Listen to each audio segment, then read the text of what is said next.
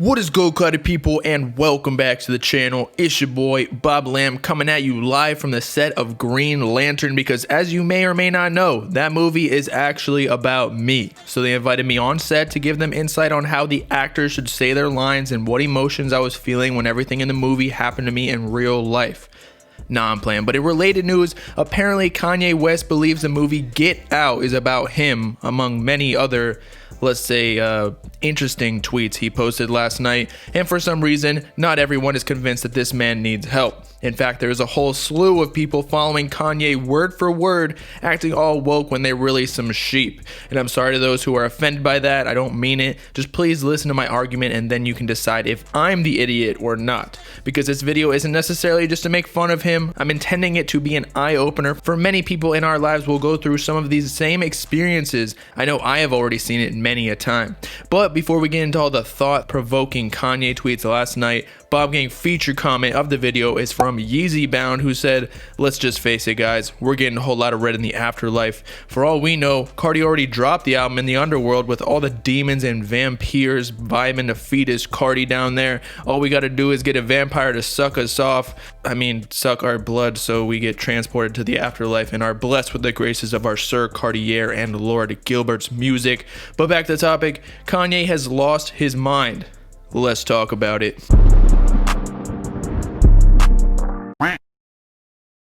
Okay, so as we all know, Kanye has done hella crazy-ish in his lifetime, so we're just going to limit our analysis to last night's events in which Mans tweeted up a storm. And we're not talking about like a light thunderstorm with some drizzle. We talking Hurricane Irma came through the Bahamas and anally probed the whole island with all of its citizens.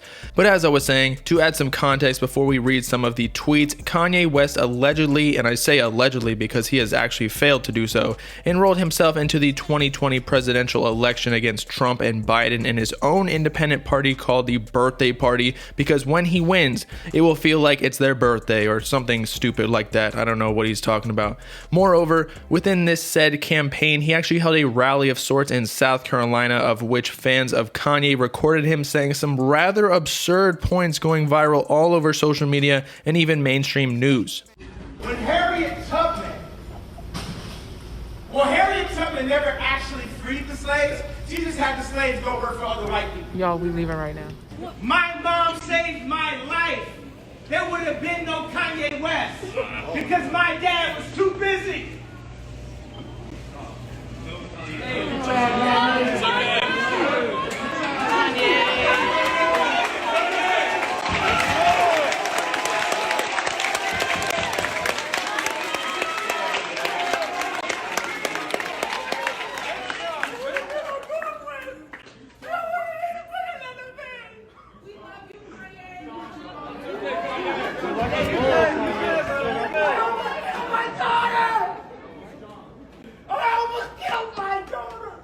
It's not necessarily what he said, because Kanye is technically right, I guess, since freed slaves ended up having to work for other white people with very low income in the North.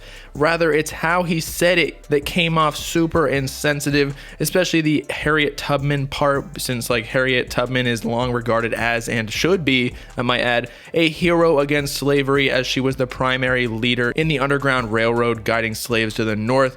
But enough of the history lesson, for Kanye also literally broke down crying at his own campaign rally over the fact that him and Kim Kardashian West, his wife, at one point contemplated aborting their first child north. But anyway, after both such occurrences I just mentioned, even Kanye fans were starting to leave the rally, as you can quite literally hear them pretty turned off by his specific wording. I mean, dude was kind of bragging about being a billionaire and claiming he doesn't work for some kid in the crowd, whereas if, or shall I say when, Kanye becomes president, yeah, I'm obviously joking, he will be a public servant, or in other words, work for everybody in this country, something many people forget. The president is our employee technically.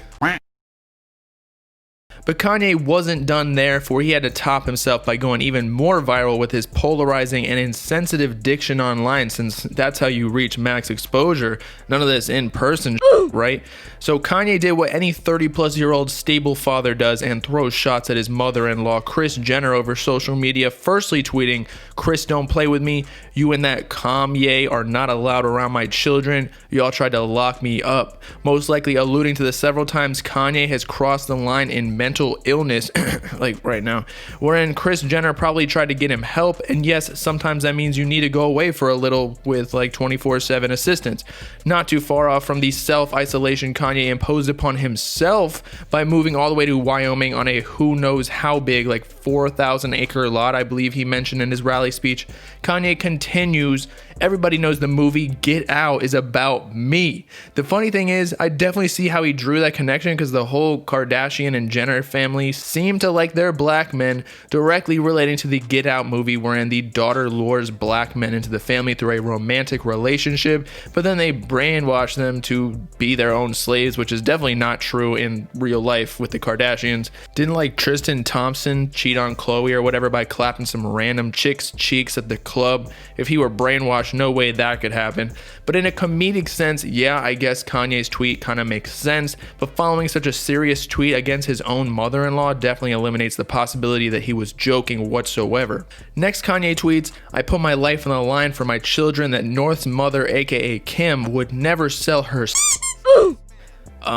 I'm not really entirely sure what he's trying to say because I don't think Kim would ever put her child in any sort of business even remotely affiliated with something like that, nor did that sentence even really make sense. But an overall theme I've been hearing from Kanye in the past is that he doesn't want his children to sell their bodies in the sense that the Kardashian family does in general online, which is understandable. I know damn well if I have a daughter, she's going to be wearing a puffer jacket until she sets out for college, and I can't protect her from all these dudes that I know from firsthand what is going through their heads.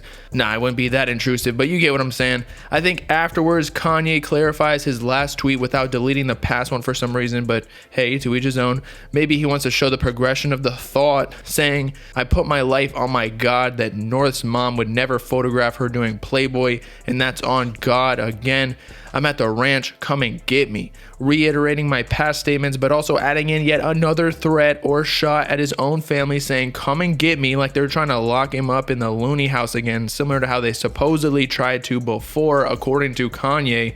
But moving on, Kanye then tweets one of his most popular throughout the night with just Drake and a thinking face emoji. For if you recall last year or sometime in the past, I don't remember, Drake and Kanye were kind of beefing on the low because Kanye was apparently the one who told Pusha T about Drake's secret child Adidon or whatever his name is, and obviously that was a huge blemish in Drake's career for some reason, although it's just a child and he seems to be a decent father from what I've seen, but what do I know? But either way, Drake hadn't voiced this news to the world yet, so Pusha T kind of had the advantage in their beef, all because of Kanye. So obviously Drake had some sort of animosity towards Kanye, and after this, Kanye was fearful for his life, screaming like a little baby on all these interviews that he's a family man and not to hurt him, when Drake probably wasn't doing anything in the first place, whether or not he sneak dissed him in vague lines on Scorpion or not. Kanye was simply overreacting. Kanye continued further with a multitude of tweets, but many of them were just plain gibberish like on God and Shia is cap. But the next significant tweet, Ye stated,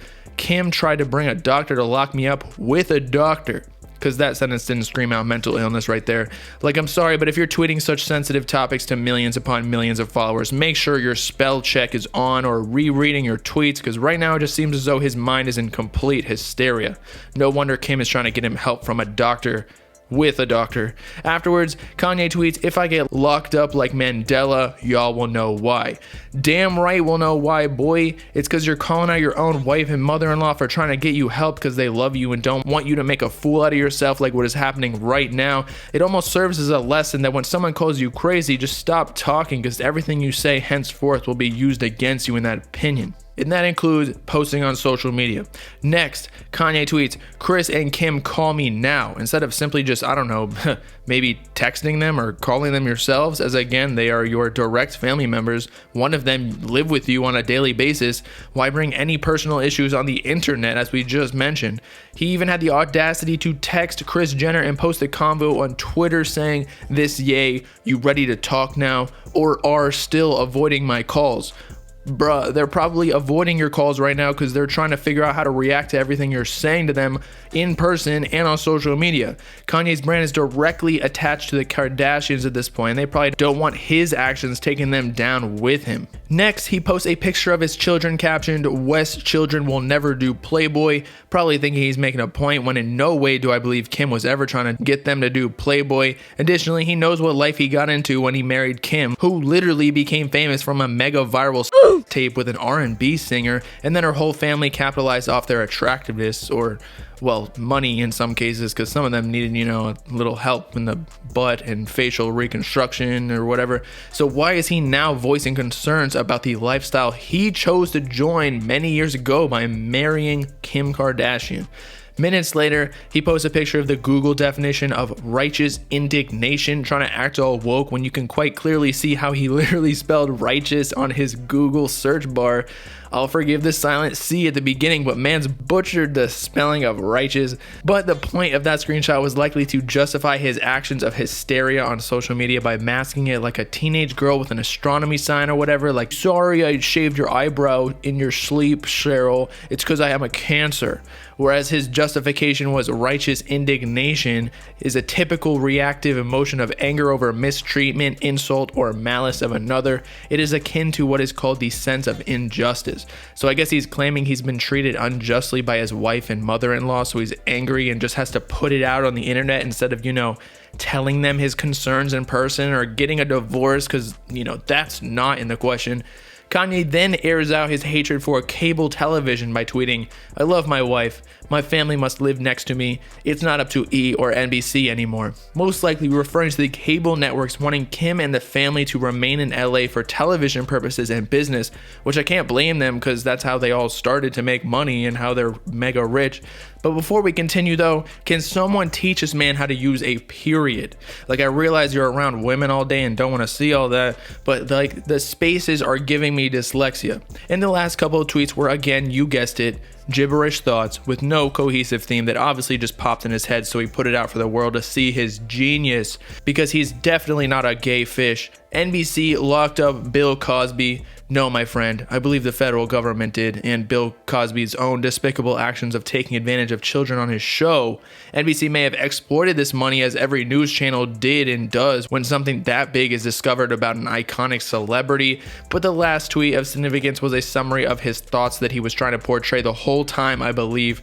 Kim was trying to fly to Wyoming with a doctor to lock me up like on the movie Get Out because I cried about saving my daughter's life yesterday, which, as I said, had components of the previous several stories we talked about throughout the entire video. It's just really a summary. Although I do think Kim will be successful in getting him help, whether he's locked up or just calms down eventually, for I believe Kanye is legally diagnosed as bipolar, which includes states of depression and manic, from my own experience with close family members who have such an illness. And currently, I can tell you Kanye is showing signs of a manic state where he thinks he's invincible in all his thoughts and never wrong. Everyone else is trying to lock him up for no reason. He's super paranoid. I'm telling you, he's showing every single sign to a T. So pray for Kanye, because I can already tell he's going to go to the sunken place of Wyoming to not speak on social media again for a while, despite his project supposedly coming on Friday, or the cartoon show, or the Yeezy Gap collab, or any of the, businesses that are popping up out of nowhere. His brand Yeezy will just have to live on without him for a while. So with that, it's your boy Bobbalam signing off, renting Get Out on Amazon to rewatch it, and just make sure the movie isn't actually about Kanye, because I'm second guessing myself now. Let me know in the comments if you think Kanye needs help or he's completely fine in the head right now. Make sure to like and subscribe while you're at it for the latest hip-hop news, drama, and analysis videos, as well as to follow me on all my socials in the description to join the Bob Gang if you with it. Peace out, cutty people. Not saying.